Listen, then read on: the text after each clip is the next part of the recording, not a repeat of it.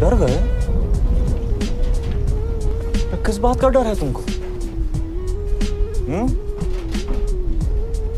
किस बात का डर है? अरे खोने के लिए है क्या तुम्हारे पास? कुछ है? क्या है? खोने के लिए कुछ है तुम्हारे पास? तो काहे का डर है? अच्छा एक बात बताओ मियां, तुम मर्द होकर बुजुर्गों की तरह पेड़ पे लटक के खुदकुशी करने का क्या मतलब है? अरे जिंदगी तो खुदा की नेमत है, जो नहीं समझा उसकी जिंदगी पे लानत है। अरे मुझे देखो कि कैसी हालत है मेरी, न पेट में रोटी है न जेब में ढेला है, कपड़ों को देखो हर 4 इंच पे थेगला लगा हुआ है, फिर भी जी रहा हूं। अरे हम सब समझते हैं मियां, आधी से ज्यादा दुनिया गरीबी और भूख के लपेटे में लिपटी हुई है। कोई रो के उसे बता देता है और कोई हंस के छुपा देता है, मगर फिर भी खुदकुशी उसका हल नहीं है मेरे दोस्त। लोग समझते हैं कि मैं घमंडी हो गया हूं, बदल गया हूं, इग्नोर करने लगा हूं, लेकिन ऐसा नहीं है। बस मैंने लोगों के पीछे भागना छोड़ दिया है, लोगों को समझना छोड़ दिया है। अगर कोई बात करे तो ठीक, और ना करे तो भी आए मौके। मैं बारिश का मौसम हूँ, तुझे एक दिन भाऊंगा, 2 दिन दे के खुशियाँ। साला खुदकुशी करना चाहता है। ऊपर बैठ, ऊपर बैठ, चल। हाँ अब बोल, क्यों खुदकुशी कर रहा था? मैं कहाँ खुदकुशी कर रहा था? तो कौन, तेरा बाप?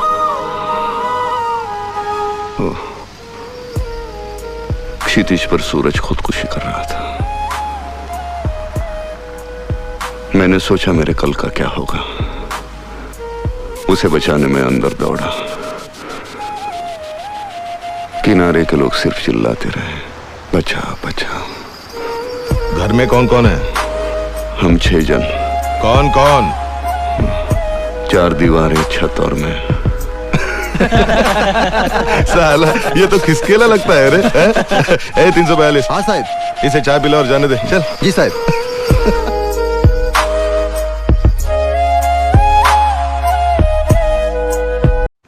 साला खुदकुशी करना चाहता है।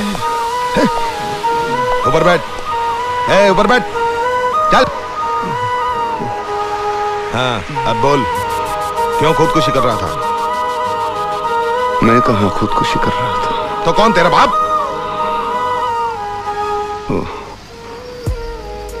क्षितिज पर सूरज खुदकुशी कर रहा था। मैंने सोचा मेरे कल का क्या होगा, उसे बचाने में अंदर दौड़ा। किनारे के लोग सिर्फ चिल्लाते रहे, बचा बचा। घर में कौन कौन है? हम 6 जन। कौन कौन? 4 दीवारें, छत और मैं। साला ये तो खिसकेला लगता है रे। 342। हाँ साहब, इसे चाय पिला और जाने दे। चल। जी साहब।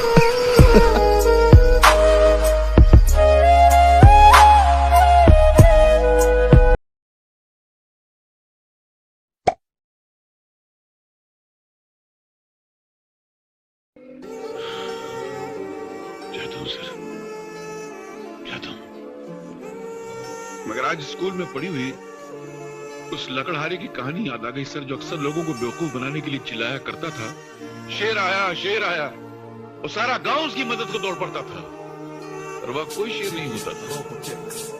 एक दिन सचमुच का शेर आया, उसने बहुत चिल्लाया कि शेर आया शेर आया, मगर उसकी मदद को तब कोई नहीं आया।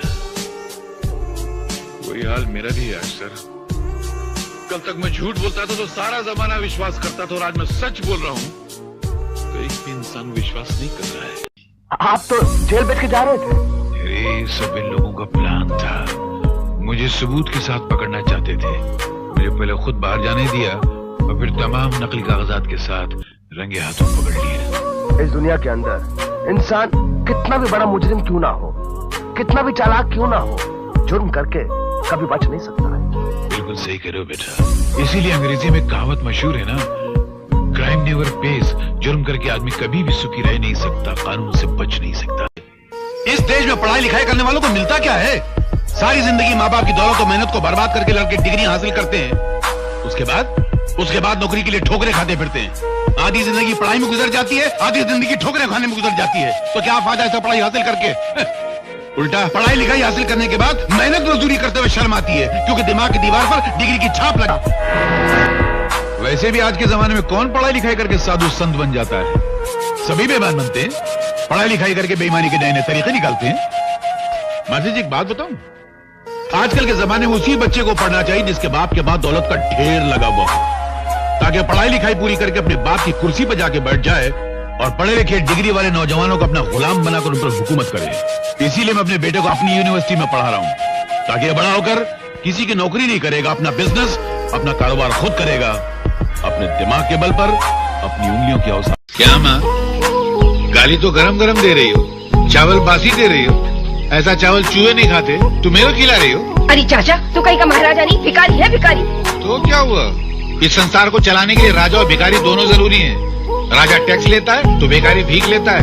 राजा महल में राज करता है तो भिखारी तुम्हारे दरवाजे पे आके फरियाद करता है। राजा इंसाफ करता है तो भिखारी बासी खाना साफ करता है। तुम्हारे दरवाजे पे आके अगर मैं भीख मांगता हूँ ना, तो तुम मेरे पे एहसान नहीं करती हो, मैं एहसान करता हूँ।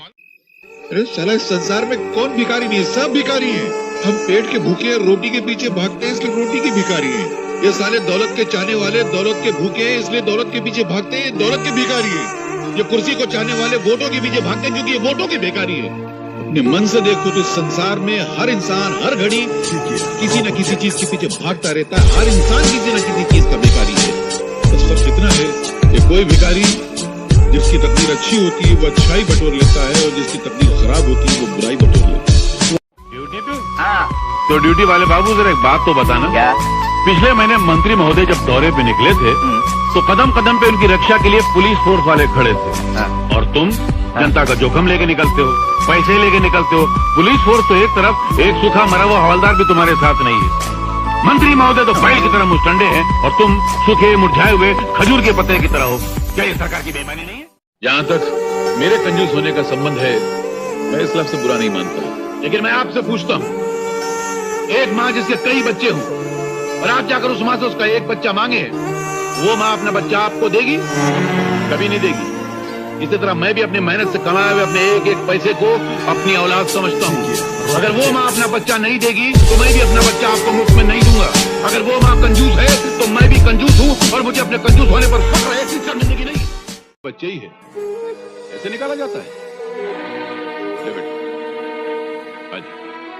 स्विमिंग पूल बनाएंगे। दोस्तों, आज के इन बच्चों को स्विमिंग पूल से ज्यादा रोटी की जरूरत है, यतन ढांकने के लिए कपड़े की जरूरत है, सर छुपाने के लिए छत की जरूरत है, और कल किसी चौराहे पर खड़े होकर भीख न मांगे, अपना भविष्य अपने हाथों बनाए, उसके लिए शिक्षा की जरूरत है। वही ऐसा कुछ तो कर नहीं रहे, स्विमिंग पूल बना रहे। क्या पूरी कौम को डुबाओगे स्विमिंग पूल में? यानी कि तुम ये स्टूल नहीं खिसकाओगे? बिल्कुल नहीं। एक काम करो। अरे फिर काम करो। ये रस्सी में गले में डाल लेता हूँ, तुम मुझे खिसका दो। अरे यार, ये कैसा आदमी है? तुम आत्महत्या करने आए हो या मेरे हाथों हत्या करवाने आए हो? ये तो सोचने वाला पॉइंट है। तो बैठ के सोचो। हाँ भाई, तो वो क्या, जो बच्चा है ना, वो भी पैदा नहीं हुआ है, होने वाला है। जब पैदा नहीं हुआ, उसका आता नहीं पता नहीं, तुम ये एडमिशन के लिए कैसे आगे थे? क्या करें, मजबूरी है प्रिंसिपल साहिबा। आजकल हर जगह एडवांस बुकिंग करानी पड़ती, नहीं तो जगह नहीं मिलती है। स्कूल में, कॉलेज में, अस्पताल में, सिनेमा हॉल में, राशन की दुकान में, यहाँ तक कि कब्रिस्तान में भी एडवांस बुकिंग कराओ, नहीं तो जगह नहीं मिलती है। अब तो ये टाइम आ गया कि मार खाने के लिए भी एडवांस बुकिंग करानी पड़ती, नहीं तो मारता नहीं है। इस देश में पढ़ाई लिखाई करने वालों को मिलता क्या है? सारी जिंदगी माँ बाप की दौलत और मेहनत को बर्बाद करके लड़के डिग्री हासिल करते हैं। उसके बाद नौकरी के लिए ठोकरें खाते फिरते हैं। आधी जिंदगी पढ़ाई में गुजर जाती है, आधी जिंदगी ठोकरें खाने में गुजर जाती है। तो क्या फायदा ऐसा पढ़ाई हासिल करके? उल्टा पढ़ाई लिखाई हासिल करने के बाद मेहनत मजदूरी करते हुए शर्म आती है, क्योंकि दिमाग की दीवार पर डिग्री की छाप लगा। वैसे भी आज के जमाने में कौन पढ़ाई लिखाई करके साधु संत बन जाता है? सभी बेईमान बनते हैं, पढ़ाई लिखाई करके बेईमानी के नए नए तरीके निकालते हैं। माता जी एक बात बताऊं, आजकल के जमाने में उसी बच्चे को पढ़ना चाहिए जिसके बाप के बाद दौलत का ढेर लगा हुआ हो, ताकि पढ़ाई लिखाई पूरी करके अपने बाप की कुर्सी पर जाके बैठ जाए और पढ़े लिखे डिग्री वाले नौजवानों को अपना गुलाम बनाकर उन पर हुकूमत करे। इसीलिए मैं अपने बेटे को अपनी यूनिवर्सिटी में पढ़ा रहा हूं, ताकि ये बड़ा होकर किसी की नौकरी नहीं करेगा, अपना बिजनेस, अपना कारोबार खुद करेगा, अपने दिमाग के बल पर, अपनी उंगलियों की औसत। सब गैर कानूनी धंधा करने वालों के खिलाफ बेधड़क लिखता। अरे तो लिखता होगा, हमसे क्या लेना देना है? हम तो बहुत शरीफ आदमी हूँ। और हम कहाँ है मालूम? RDU मतलब रिक्शा ड्राइवर यूनियन का लीडर हूँ। इसके अलावा HGU मतलब हाथ गाड़ी की जो यूनियन है उसका भी लीडर हूँ। कोई मामूली आदमी नहीं हूँ हम। और तुम जानते हो मैं कौन हूँ? अरे कलेक्टर और का हूँ। हमारे जो तेरे पोरा ठोली थोड़ी ना है तुम्हारे पास। इस जिले का हर दरख्त, हर खेत। कई दिनों से आप चटनी रोटी ही खा रहे हैं। कहते हैं चादर जितनी बड़ी हो इंसान को पैर उतने ही फैलाने चाहिए, मगर मेरी तो चादर ही छिन गई है। अब मुझे सारी जिंदगी पैर सुकेड़ के सोना होगा। ऐसा मत बोलिए बाबूजी। हाँ बेटी, मैं अपने हिस्से का खाने से ऊपर तो धो धोकर पहनता था। आज तक इसमें से उसकी मेहनत की खुशबू आती है। ये है मेरा काला धन, ये है मेरा काला धन जिसकी मैं पूजा करता हूँ। ये मेरी दौलत है। अगर बांटना है ये बांट लो। आगे बढ़ो, बढ़ो ना आगे। है हिम्मत।